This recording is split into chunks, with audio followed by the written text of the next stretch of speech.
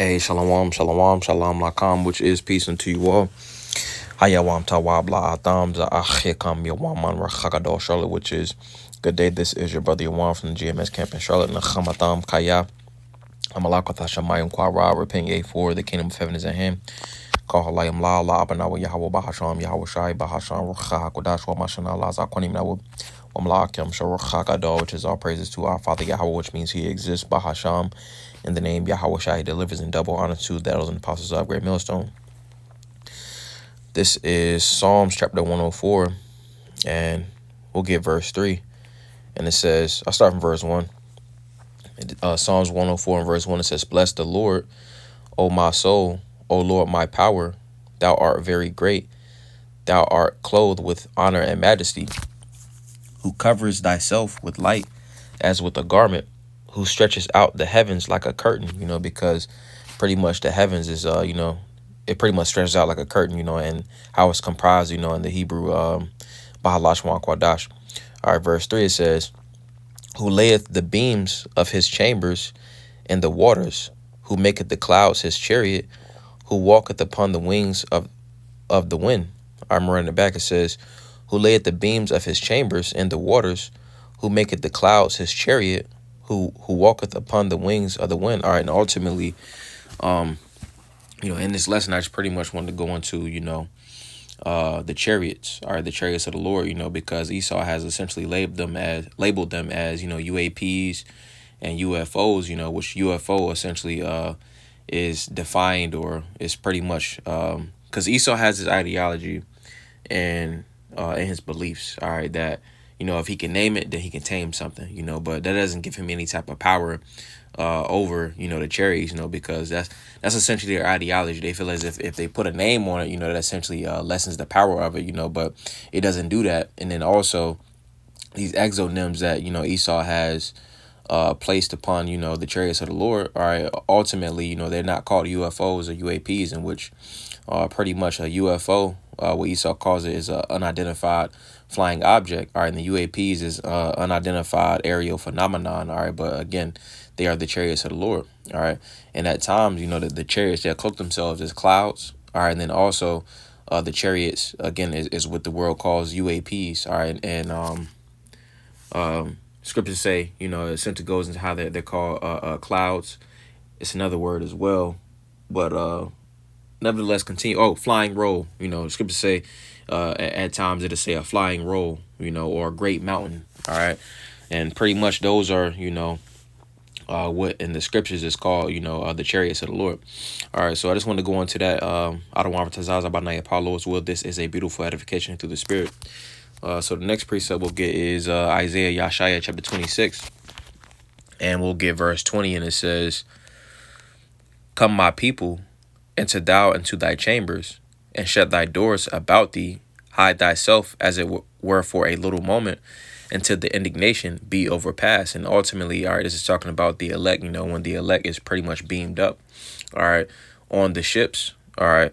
It's going to be a simultaneous deliverance with the ICBM. So as the ICBM is coming down, destroying America, Babylon the Great, and various different other hegemonies of Esau, Edom, the elect is going to be beamed up. All right, and ultimately it's going to be a,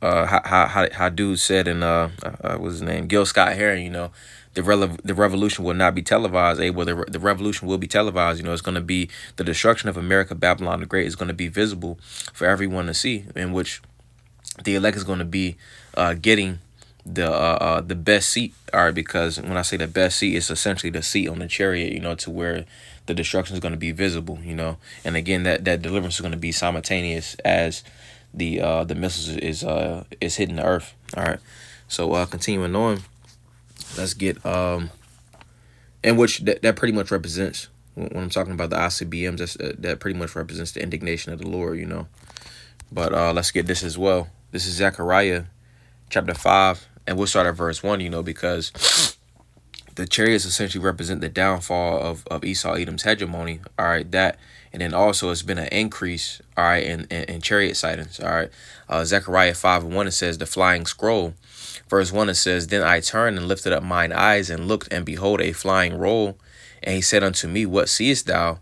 And I answered, I see a flying roll. The length thereof is 20 cubits, and the breadth thereof 10 cubits. Then said he unto me, This is the curse that goeth forth over the face of the whole earth.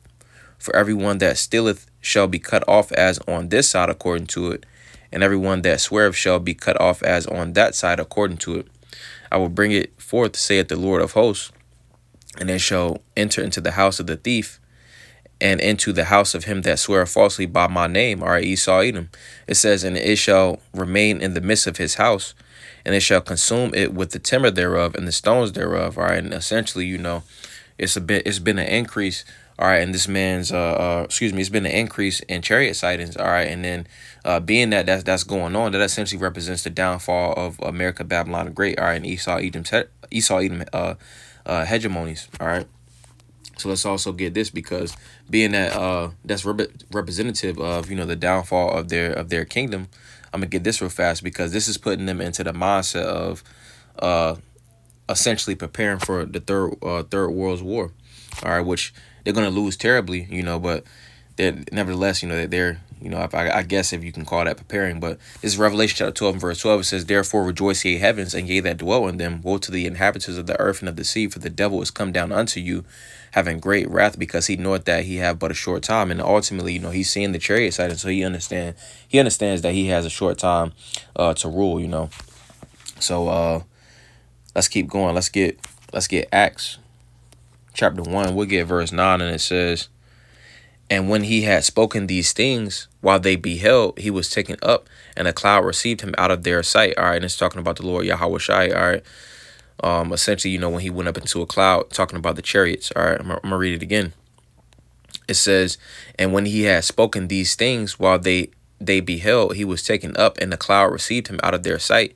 And while they looked steadfastly toward heaven as he went up, behold, two men stood by them in white apparel, which also said, Ye men of Galilee, why stand ye gazing up into heaven?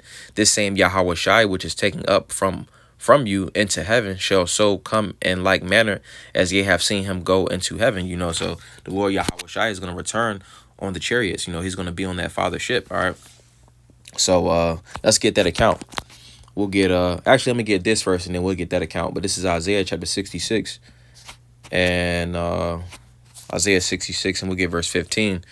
And it says, For behold, the Lord will come with fire, and with his chariots like a whirlwind, to render his anger with fury, and his rebuke with flames of fire.